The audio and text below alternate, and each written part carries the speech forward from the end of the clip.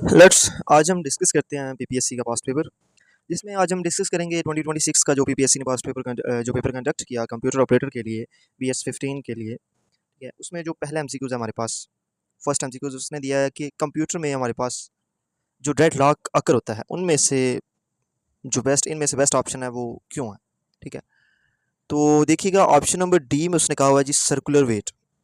ठीक है, एक से ज़्यादा जब ऑपरेशन हो रहे होते हैं तो सर्कुलर वेट करना पड़ता है, तो कंप्यूटर में डेडलॉक अकर होता है।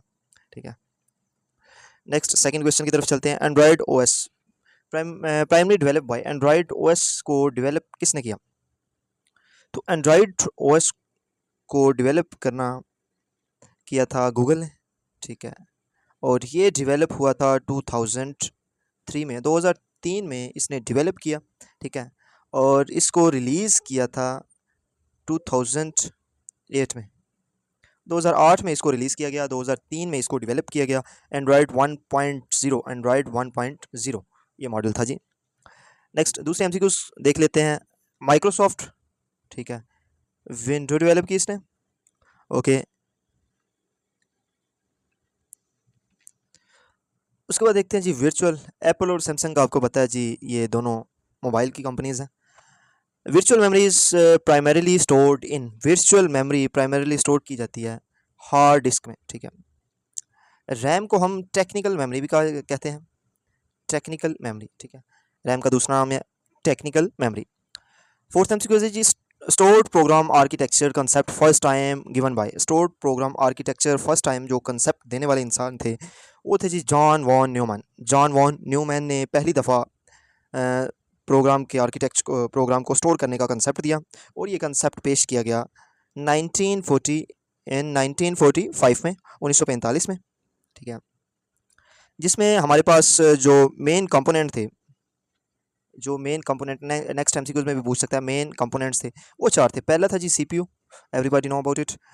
इनपुट और आउटपुट, सेकंड हमारे पास था इनपुट और आउटपुट। थर्ड हमारे पास था जी कंट्रोल यूनिट, और इसके बाद हमारे पास था जी मेमोरी यूनिट। ये चार इसके कंपोनेंट, मेमोरी यूनिट। कंप्यूटर को स्टोर करने के लिए ये चार कंपोनेंट की ज़रूरत होती है। पहला CPU, input output, control unit और मेमोरी यूनिट। ओके, देन दूसरे एमसीक्यूज की तरफ, दूसरे पार्ट्स की तरफ देखते हैं। Charles Babbage is called the father of computer. अगर फादर ऑफ कंप्यूटर के बारे में क्वेश्चन करता है तो Charles Babbage father of computer. Then Alan Turing क्या डेवलपमेंट थी इसकी डेवलपमेंट क्या थी? कंप्यूटिंग टेक्नोलॉजी इसने पेश की थी जी, computing technology. Blaise Pascal mechanical calculator ईजाद किए थे, मैकेनिकल कैलकुलेटर इसके बारे में यही पूछा जा सकता है। नेक्स्ट चलते हैं जी, हमारे पास क्वेश्चन नंबर 5, एमसीक्यूज नंबर 5 है। Which of the following is not a core component of the von Neumann architectures. ये अभी पिछले एमसीक्यूज में किया, तो कौन सा कोर कंपोनेंट नहीं है? मेमोरी यूनिट भी था, ALU भी था, CPU भी था, I&O इंटरफेस इसका जो है कोर कंपोनेंट नहीं था। नेक्स्ट है जी in the memory hierarchy the fastest memory hierarchy बताइए जी। इसमें डायरेक्टली वो ये पूछ रहा है मेमोरी की हायरार्की कौन सी है। सबसे जो स्पीड से मेमोरी चलती है वो है जी रजिस्टर। सेकंड नंबर पे हमारे पास कौन सी आती है? कैची मेमोरी। थर्ड पे हमारे पास SRAM। ठीक है, फोर्थ पे हमारे पास जो आती है वो है जी हार्ड डिस्क। ठीक है, इसके बाद DRAM, SSD ये भी मेमोरी में काउंट होते हैं, SSD। नेक्स्ट है जी the internet is which type of network. Internet कौन सा नेटवर्क है? इंटरनेट वाइड एरिया नेटवर्क होता है। ठीक है, लैन क्या होता है? Local area network. Pan personal area network. Main area network. Okay, अच्छा जी लोकल एरिया जो नेटवर्क होता है वो लिमिटेड एरिया में होता है। ठीक है, मतलब main area network targeted area में होता है।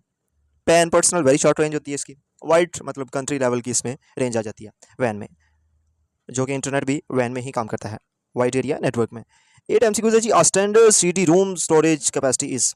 CD रूम की स्टोरेज कैपेसिटी के बारे में पूछ रहा है जी, कितनी होती है? तो ये 700 MB पर मुश्तमिल होता है CD रूम। ओके, 4.7 GB किसकी होती है? DVD की कैपेसिटी होती है 4.7 GB। तो 8.5 जो GB कैपेसिटी है वो किसकी है? DVD 9 की। DVD.9 की है। ठीक है, खाली DVD की है 4.7 GB।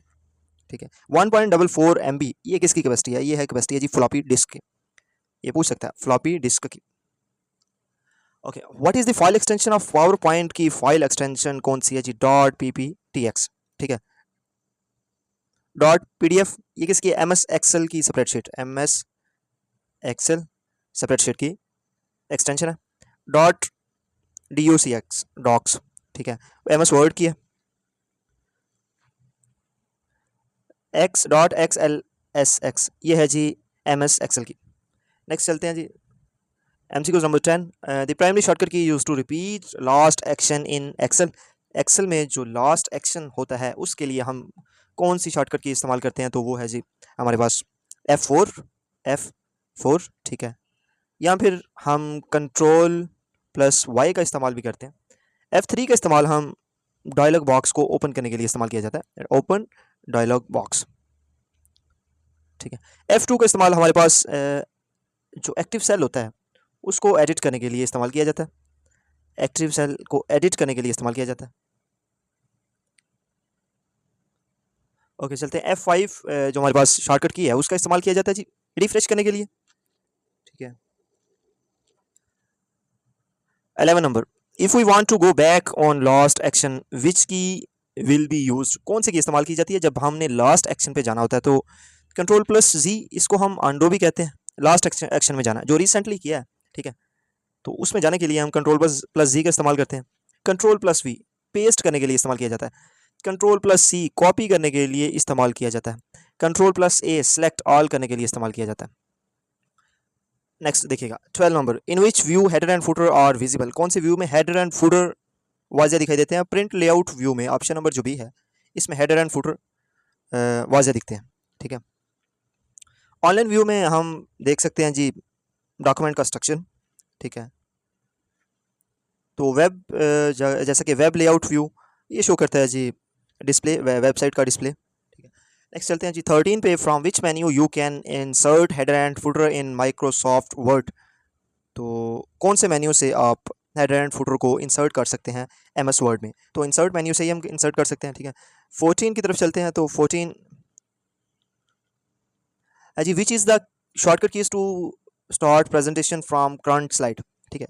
स्टार्ट प्रेजेंटेशन के बारे में नहीं पूछा उसने, उसने कहा करंट स्लाइड से प्रेजेंटेशन को स्टार्ट करने के लिए कौन सी की इस्तेमाल की जाती है? तो Shift+F5 करंट जो स्लाइड होती है उसको स्टार्ट करने के लिए, उससे प्रेजेंटेशन को स्टार्ट करने के लिए इस्तेमाल की जाती है।